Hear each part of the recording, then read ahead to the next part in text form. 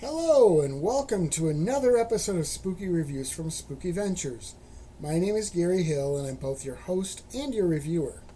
Now, since this is the 200th episode, it's a special one. I wish I could say that I planned to have the 200th episode land just before Halloween. Well, I could say it, but it wouldn't be true. It's a happy accident, though.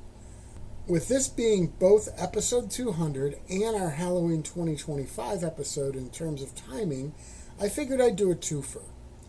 Since we're continuing our Halloween coverage, and since I did Halloween 3 last week, I figured that I should cover the OGs, the two original Halloween movies.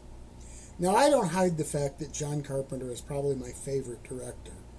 I think the first Halloween movie might be the perfect film for me.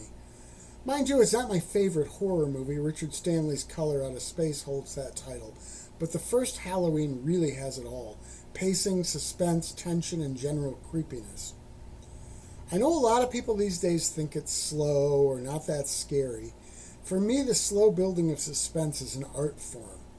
I love it when you watch a movie and the level just rises so gradually that you find yourself deep in the horror aspects, but you never really notice the intensity rising. I love how if you really pay attention and look in the background of scenes, you can spot Michael Myers just creeping and observing a lot of times. I find that so unsettling and just plain spooky. I think that in a lot of ways Halloween serves almost as a bridge between Hitchcock-style suspense like Psycho and more modern horror. It's not the first slasher movie, but it is the one that was pretty much responsible for the explosion of slasher movies in the late 70s and 80s. One of the things that the Carpenter movie gets right, and Rob Zombie's version messes up in my opinion, is that in Carpenter's universe, Michael Myers was an enigma. Carpenter intended him to be a supernatural evil, the actual boogeyman, if you will. In fact, in the script, he was called the Shape. Zombie opted to explain why Myers was a monster. That took the mystery and the magic away and just made him another cinematic serial killer. You can stop a killer. Stopping a force of nature is not such a simple thing. I could keep going on about the first Halloween movie for a very long time. If I'm going to spend that much time talking about it, though, you'd be better just watching the movie. It's a better use of your time.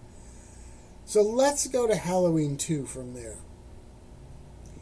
Now, I went into some of this history last week, but let me say that Carpenter and Deborah Hill were not interested in doing another Michael Myers story.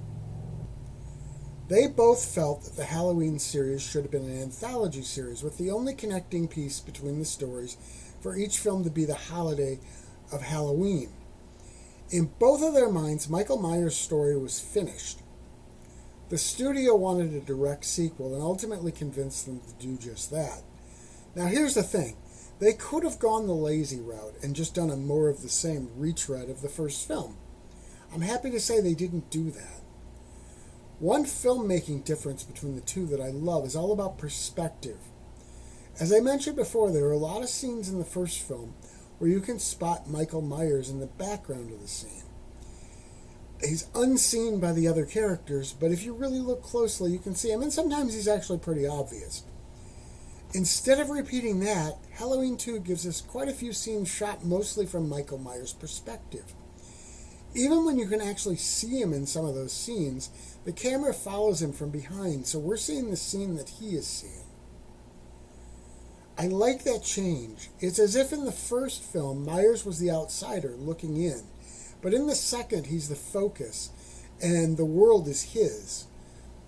I suppose that makes sense since they were being brought in to do a Michael Myers story. The movie feels more like a true slasher film, but it's classier than the bulk of its peers. The kills are often inventive. Overall, I consider it as effective as a horror movie as the first one, but it doesn't have quite the same level of perfection in terms of balance as that one did. Since the second movie begins as the first one ends, that makes it a perfect double feature.